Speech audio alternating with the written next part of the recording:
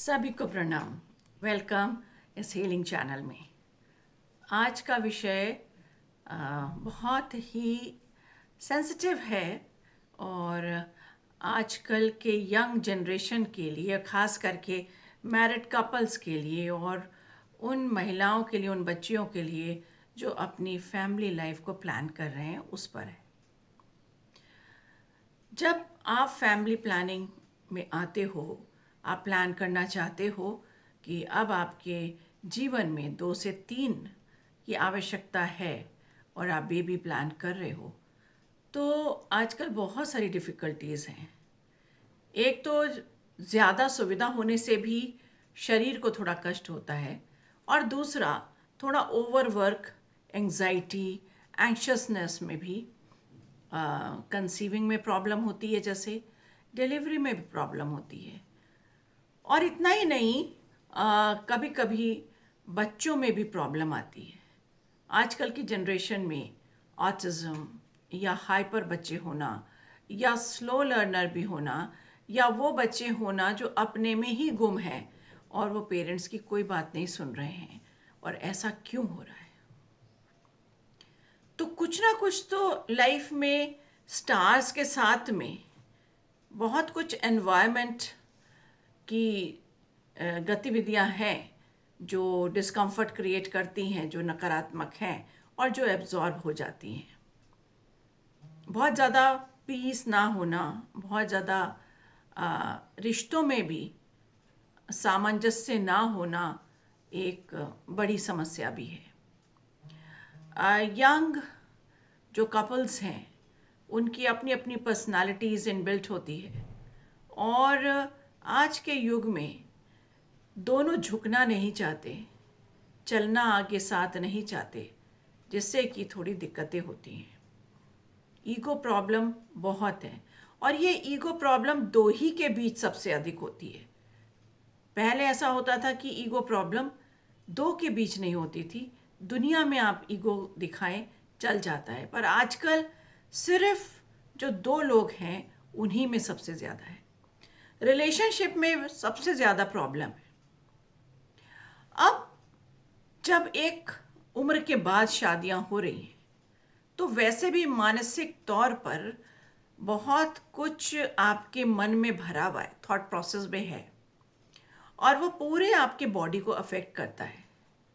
तो आपके जो ग्लैंड्स हैं वो बहुत अच्छे से फंक्शन नहीं कर रही हैं, आपके हार्मोन्स बैलेंस नहीं हो रहे हैं, और अनेक अनेक तरीके की आपके छोटी बड़ी बीमारियां लगी रहती हैं, जिसके कारण भी डिलीवरी में प्रॉब्लम होती है या कंसीविंग में प्रॉब्लम होती है, या जो एक 9 मंथ्स का पीरियड है उसमें भी बहुत ज़्यादा प्रॉब्लम्स आ रही हैं। एक कारण ये भी है कि दिनचर्या में जो लाइफस्टाइल हमारा है वो बहुत अलग होता जा रहा है, खान पीन बहुत अलग होता जा रहा है।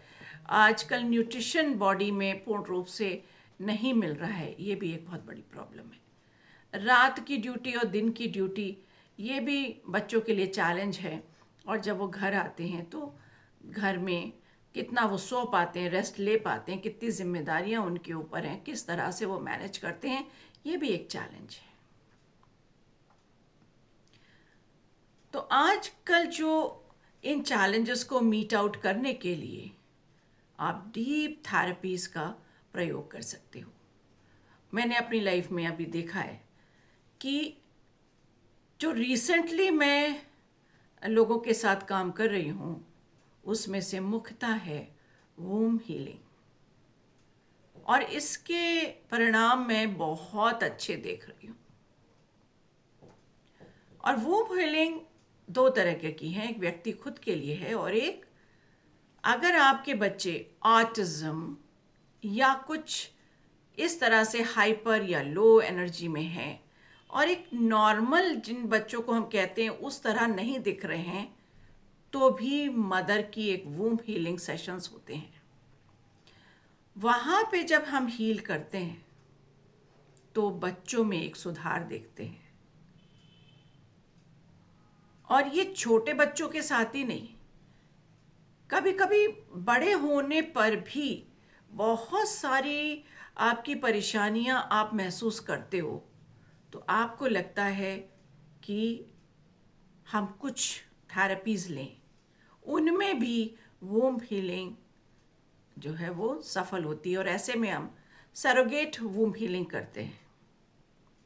यानी अब आप बड़े हो तो हो सकता है अब आपकी मदर प्रेजेंट में हो या ना हो, तो हम उनको या तो बुलाते हैं मीडियमशिप में, या सोल कनेक्शन बनाते हैं, या सरोगेट करवाते हैं किसी के माध्यम से, और फिर हम उसके माध्यम से वो हीलिंग करते हैं। तो देखते हैं कि आपकी वो मुश्किलें दूर हो रही हैं। ये देखा गया है प्रायः कि भारत में यूजुअली, मैं भारत इसलिए कहूँगी कि जहाँ पर आ, शादी के बाद महिलाएं जब कंसीव करती हैं तो उन्हें एक इन लॉज के एनवायरनमेंट में, ज़रूरी नहीं है हर वक्त एक अच्छा एनवायरनमेंट मिला हो। कभी कभी उनका फर्स्ट प्रेगनेंसी में एक डर भर दिया जाता है, लड़के और लड़की का क्या जन्म होगा, किसका जन्म होगा। हर मदर ये डरी होती है भारत में कि भाई लड़की पहले ना हो जाए, और जब लड़की होती है तो ज़रूरी नहीं कि बहुत अच्छे से वेलकम की जा रही है। आजकल पेरेंटहुड नो डाउट बहुत बदला है, पर उस घर की भी बड़े लोगों का विचार बदला हो, ये हम कितना उचित मानेंगे जानते हैं आप। अगर पहली लड़की हो गई तो दबाव बना रहेगा कि दूसरी प्रेगनेंसी हो और उसमें लड़का हो, तो फिर एक डर और। इसके अलावा कितना खान पीन, कैसा एनवायरनमेंट में, किस तरह से सास और बहू के बीच का रिलेशन है, या फिर उनके नंद और बहू के बीच का रिलेशन है, या घर में और मेंबर्स जो हैं फैमिली मेंबर्स, उनके अलग अलग क्या वक्तव्य और क्या इमोशनल स्ट्रेस और डिस्कम्फर्ट है दोनों के बीच, ये सब का इम्पैक्ट प्रेगनेंसी पर आता है। तो जहाँ पे हम बहुत अच्छे ट्रेडिशंस, अपने भारत के ट्रेडिशंस की बात करते हैं, कितने सुंदर हैं, लेकिन भावात्मक तरीके से अभी भी एक बहू पर बहुत ज़्यादा दबाव रहता है, जिसके तहत बच्चे पर असर पड़ता है, और इस बात को यूजुअली कोई समझ नहीं पाता। और बच्चा जो है वो अपनी जब लाइफ में सक्सेसफुल नहीं होता है, तो उसका एक बहुत बड़ा हिस्सा है मदर का वो वूम का वो एनवायरनमेंट जो जिसमें वो रहा है। वो कभी डरा भी है, कभी अप्रिय भाव को भी उसने ग्रहण किया है, कभी इमोशंस को ग्रहण किया है, जिसके कारण उसकी पूरी पर्सनालिटी बदल जाती है। तो अगर आपके लाइफ में इस तरीके का भाव या चीज़ें आप देख रहे हो, या भाव महसूस करते हो, या आपके बच्चे थोड़ा सफ़र कहीं कर रहे हैं, तो आप ज़रूर एक प्रॉपर जने से वूम्ब हीलिंग कराएं, तो आपको रिजल्ट्स मिलेंगे। ये भी देखा गया है कि ऑटिज़म के बच्चे बहुत अच्छा उनमें चेंजेस आते हैं, क्योंकि जो मदर्स होती हैं 3-4 महीने में जब स्टार्टिंग के, और कुछ प्रॉब्लम्स में रहती हैं मेंटल, और कश्मकश रहता है कि हम बेबी को जन्म दें या ना दें, और जो बेबी है उसको लगने लगता है कि मैं गलत जगह पे हूँ, गलत व्यक्ति के अंदर हूँ, और मुझे क्या जन्म लेना चाहिए या नहीं लेना चाहिए। जब एक सोल इस कश्मकश में होती है, उस केस में ज़्यादातर ऑटिज़म बच्चे होते हैं। और ये पीरियड लगभग जो गर्भ का होता है, वो चौथा और पांचवा पीरियड जो मंथ होता है, उसमें ये घटनाक्रम बनती है, और वो फिर आगे दिमाग पर अफेक्ट करती है। तो बहुत सारी चीज़ें हैं व्यक्ति के पर्सनालिटी में, जो कि उसके मदर के वूम से, गर्भ से आती हैं। तो पहले तो मैं यही कहूँगी कि जो महिलाएं हैं जो गर्भ धारण किए हुए हैं वो अपने एनवायरनमेंट को, अपने भाव को बहुत समतल करें, बैलेंस करें और अच्छे धारणाओं को अंदर लें।